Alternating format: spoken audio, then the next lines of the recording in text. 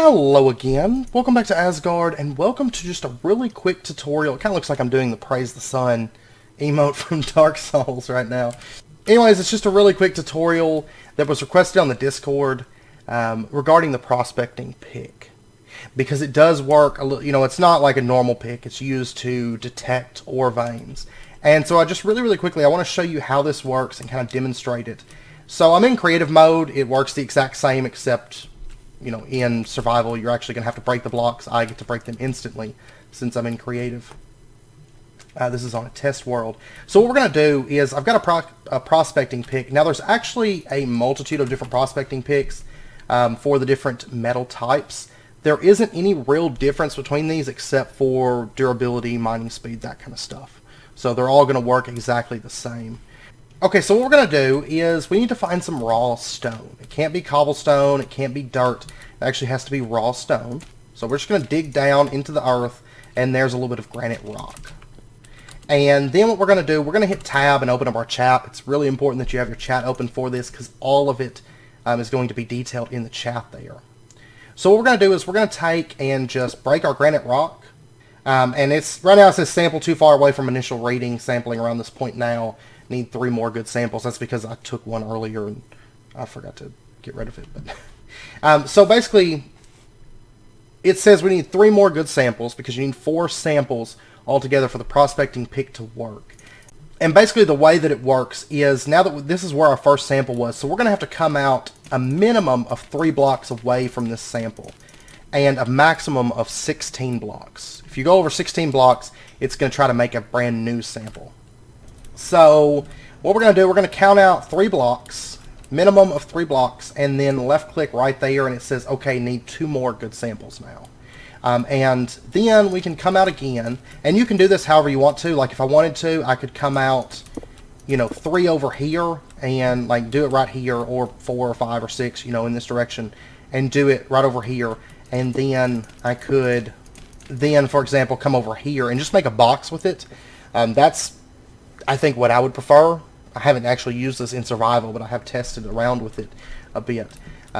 But you can also do it in a straight line. You can do it however. Also, vertical distance doesn't matter. So let's say I come over here and I dig down a couple blocks, and then I chose this granite rock and I broke it. It says, okay, need 1 more good sample. It still counts as a good sample, regardless of the vertical change.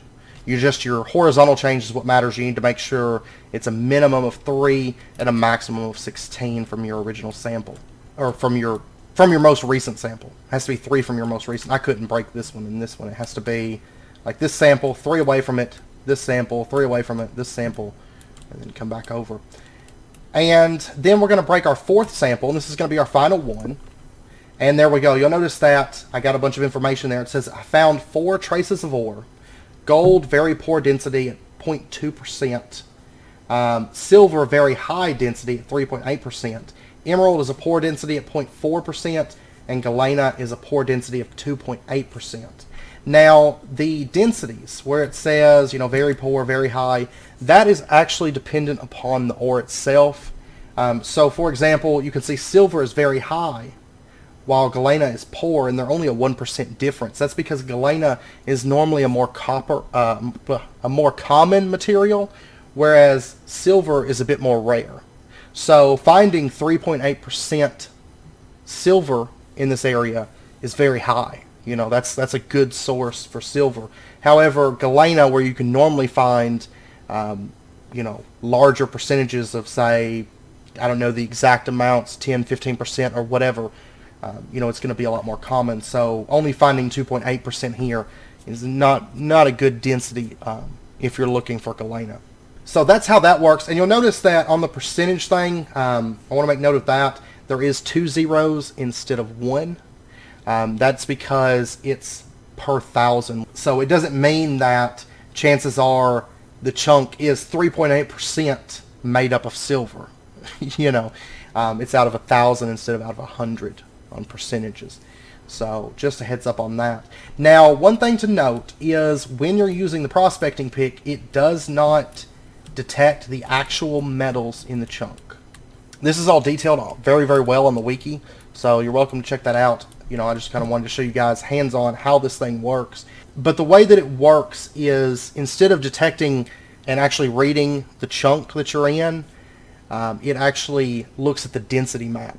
Because whenever the world is created, it creates a density map that says, there's going to be this dense of this ore in this chunk, and this dense of this ore in this chunk, and so on. So it reads that density map. So I know the example on the wiki is that even if you mined up all the metals, and even all the blocks for that matter, in that chunk, it's still going to have the same reading. So I feel like that's a pretty important point to make on that, because it's more of like a chance reading.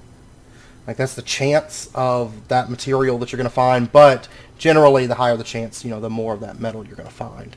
And something else to note about the prospecting pick, and it actually mentions it right here on the, whenever you tab over it, whenever you hold your cursor over it, it says it detects deposits that are above 5% of normal concentration levels.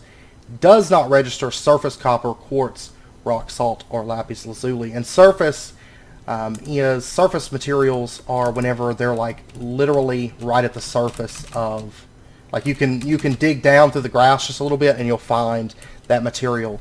And it's denoted whenever you find of course, like the copper, little copper chunks on the ground. That means there's a surface deposit of copper, right below the surface. But that's not counted by the prospecting pick. It only finds stuff that's, buried a bit deeper underground and is actual ore veins. Now, another thing to note is whenever you're using the prospecting pick, let's say I break this right here. It says, okay, we need 3 more good samples. And then if I was to come over here just 2 blocks away and I use it, it says, okay, need 3 more good samples. That's because it's too close, and basically this is like a faulty sample. It's no good. And you're going to have to come out then 3 blocks. Like if I was to come out, like I just took a sample here and I came out 1, 2, 3. I came out right over here. Okay, need 3 more good samples. Even though it's 3 away from your original sample, when you take a faulty sample, it resets it. So this would be the sample that you need to be 3 away from. And then if you, like, I just took a sample right over there, and let's say I come out a little ways away from it, and I use the prospecting pick over here. This is, of course, too far from the original sample, so it's going to say the sample's too far away from the initial reading. Sampling around this point now, need 3 more good samples. So make sure that your samples are within the correct boundaries. Otherwise, they're faulty samples and they don't actually do you any good. And in the case of moving too far away, you will lose all your previous samples. But for example, if I get a sample here, and then I come out, 3 blocks away, and I take a sample right here. Okay, I need 2 more good samples, and then I take a sample here. You can see that this is now the new sample 2 that you need to count away from, but you still kept your samples. Like I don't start back at needing 3 more samples, right? And one last thing that I want to make note of, right here it says detects deposits that are above 5% of the normal concentration levels. Basically what that means is, like, even though right here we detected gold, silver, emerald, and galena, it's possible that we could dig down there and find diamond, or copper, but that it's not enough for the prospecting pick to detect that it's there. It has to be above a certain threshold. Other things can be down there. It's just not enough of a density to really set off the prospecting pick, right? So that's what that means. So you may find other things down there.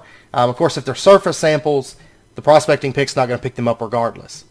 But if they're deeper down underground, then the prospecting pick may not pick them up. But that's just because there's not a lot there for it to pick up.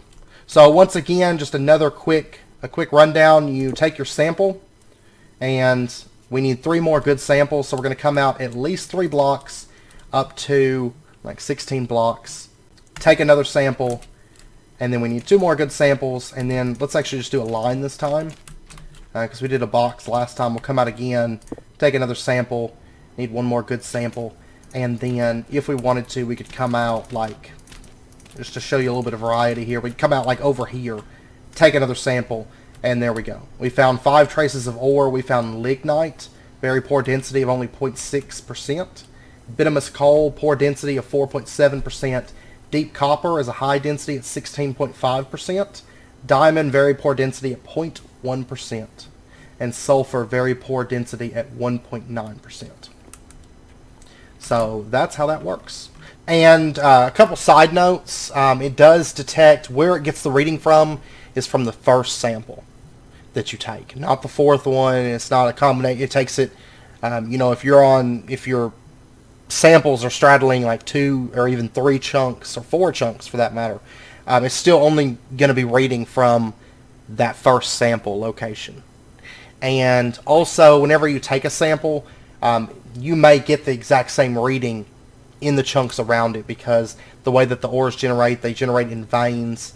So, you might have the chunks around it may have the exact same, and then there might even be a really dense vein around it. So you can kind of use that to, like if you find diamonds, like I found 0.1% diamond, I might check the chunks around it and see if maybe there's a denser chunk. So just a couple little trivia tidbits about how it works and stuff. But that's pretty much it. That's how the prospecting pick works. If you guys have any questions, let me know down in the comments. I'll do my best to get those answered for you. If not, I'm sure I can get somebody that can answer them for you if you do have any questions about it. But that's basically how it works. It's pretty straightforward and pretty simple, and it is extremely, extremely useful if you're looking for like specific metals.